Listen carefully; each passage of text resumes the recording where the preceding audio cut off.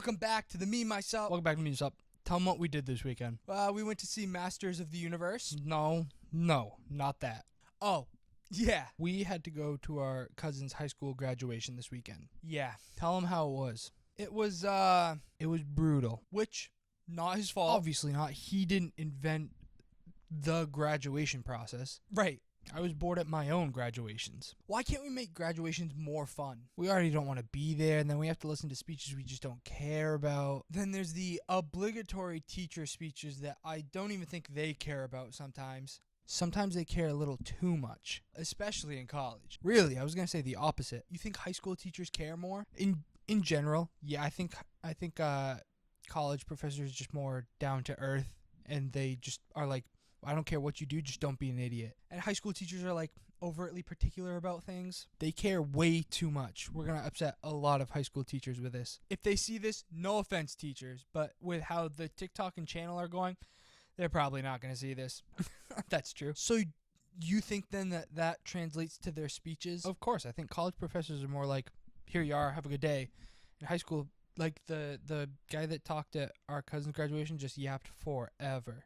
He started talking about the song Going the Distance by the band Cake, and I could just see all of the teenagers' eyes just glaze over. They were interested when they heard Cake, but lost all interest completely when they found out it was a band they'd never heard of before. Do you remember our principal speech at our high school graduation? Thankfully, not fully, but unfortunately, still some. For context, we did band. So for the 3 years prior to the year we graduated, we had to go and be in the band and play the song. Ba-da-da-da-da. Yeah, that one. So we had to sit through graduation 4 years in a row. 3 of them, not even ours. It sucked. It did, but we got to see how the sausage was made, and let me tell you, They weren't washing their hands before they made that sausage.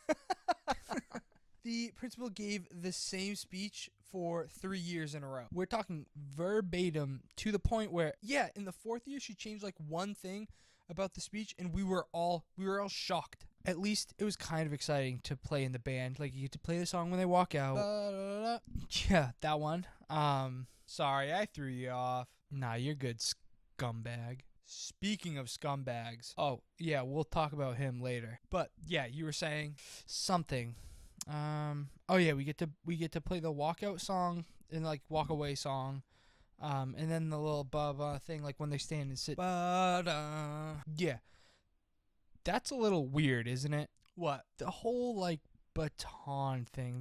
They're moving it real weird when they're marching. And just the fact that we're marching at all, Yeah, it's all just a little bit. it's all just a little bit weird. And they had them all seated by height at the graduation we went to. That was strange. I've never heard of that in my entire life. Me either. And maybe that's happening other places, but I've always heard of just either alphabetical or sitting with your homeroom class. Yeah, and it was in an ice rink, so we're all sitting behind glass watching them like we're watching a human zoo. It was the jankiest graduation ever. So to combat that, I came up with a way to make graduations more exciting.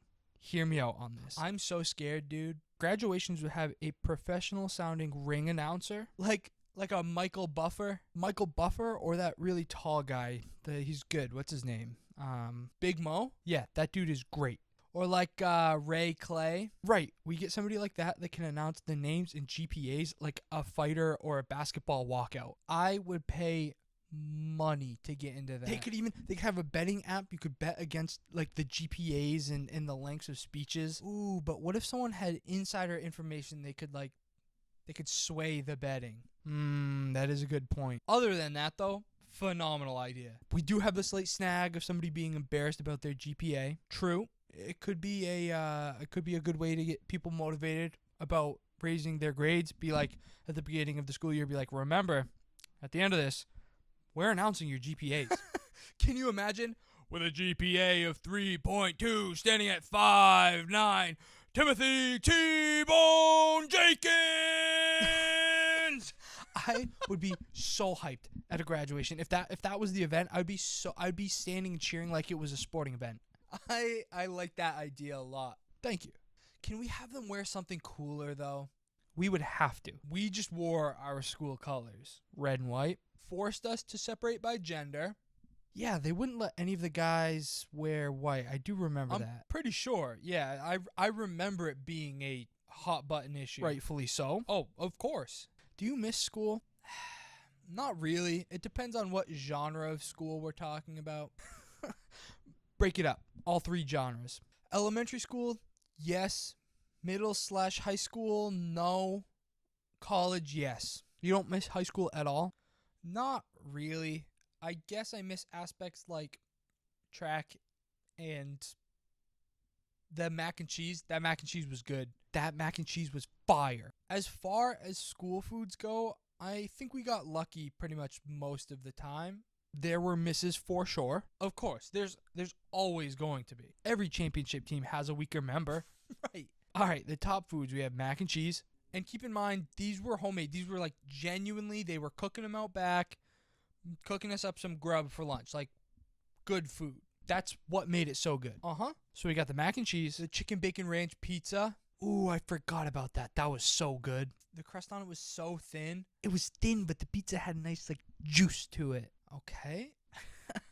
There was this chicken and rice dish with peanut sauce that was really good. Ooh, that was so good. Funny story about that. Good one. One of the women there that worked at the cafeteria, little old Asian lady, pretty sure her name was Linda. Such a sweet lady. Absolutely. I asked her what the peanut sauce was. Like what was in it? What was the recipe? And she just goes, secret. Really? Yeah, she wouldn't tell me. And I was like, please, it's so good. Like, I just want to make it at home. And she goes, secret, no tell, sorry. That's brutal, dude. It was. And like, in retrospect, probably not a good thing that she wouldn't tell me, because what if I was allergic to something in it and I was trying to figure it out and she's just like, nah. You're dying on the lunchroom floor. You're begging her to tell you what's in it, and she's just like, nah, I'm good. For real. And to this day, I still don't know what was in it. And I've been, you know how they say like drug users are always chasing the first time they use? Chasing the dragon. I've been chasing the dragon with this peanut sauce for years. I've never found one that was even close, and I've tried a lot. We should look up to see if she still works there and email either her or the school and just be like, can't stop thinking about you. You keep me up at night. You're making that sound like I want her. I want the peanut sauce. Do you miss any genre of school? Not really. Primarily just like the social aspects. I hated school, but I missed like just hanging out and doing my own thing and stuff. College was great for that. Especially living on campus. We were lucky enough to be surrounded by a really good friend group. We would coordinate pretty much every dining hall trip. It was great. I miss that. I miss it. College brought back one of the best parts about elementary school. Huh? Recess. What? Think about it. Outside of your schedule, you could go wherever and do whatever you want. High school and middle school, they take recess away from you, but you get to college, if you want to build your schedule around an 11:30 recess every day. Damn, I never thought about it like that. I could have been having recess every single day. Technically, you could have that now if you just spent your lunch break running around. Imagine they're looking for you at work and somebody's just like, Mike, he's out in the parking lot having recess. Remember when it would rain in elementary school and we would have recess inside? It was either the best day or the worst day ever. Right, because if you didn't get the gym, you had to go to your classroom for recess. Looking back at it, isn't that bad, but you're a kid. You want to run around. You want to get your energy out. You want to throw a basketball at somebody's head as hard as possible. Did you do that? No, but remember when it happened to me? Vaguely, now that you're bringing it up. We were actually outside for this one, but me and Billy, we were arguing about something. I don't even remember. And first he grabbed the ball out of my hands, and I said something snarky. Like a wise ass, I'm sure. Yep. And then this kid turns around, cocks all the way back, ball in one hand, launches it straight at my head. Were you concussed? There was a chance. I can tell you something, though. What? Hurt like a bitch. I remember that. But yeah, recess was peak if it was in the gym. And we would always fight over whose turn it was to be in the gym. I swear that there wasn't an actual rotation, because sometimes we would keep track of the rotation and we were genuinely getting ripped off out of going into the gym. They were probably all in the teacher's lounge just picking names from a hat because they didn't care. Probably, but it was honestly probably just based off who deserved it. Let me tell you something. Some years, our classes didn't deserve to be in the gym. We did some wild stuff as kids. Do you remember the game we used to play? And I don't know who started it, but we would just slap the hell out of the back of each other's necks. Like the back of the neck thing. Dude, and for context, the classrooms were set up so it was like the classroom section itself, and then the cubbies were behind a cabinet in sink section.